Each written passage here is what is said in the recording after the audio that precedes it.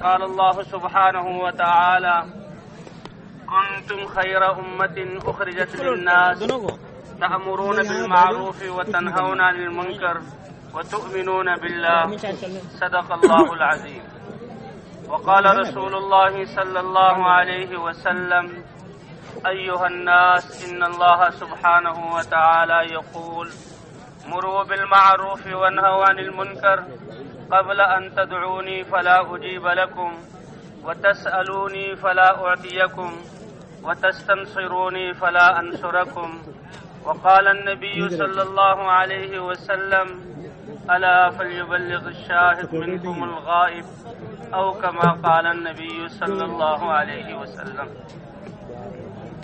मेरे महतरम दोस्तों और बुजुर्गों और भाइयों, अल्लाह ने इस मजमे पर और हम पर और आप सब पर अपना फजल और एहसान फरमाया कि अपनी निस्बत पर हमें इस मैदान में, इस माहौल में बैठने की तौफीक अता फरमाई।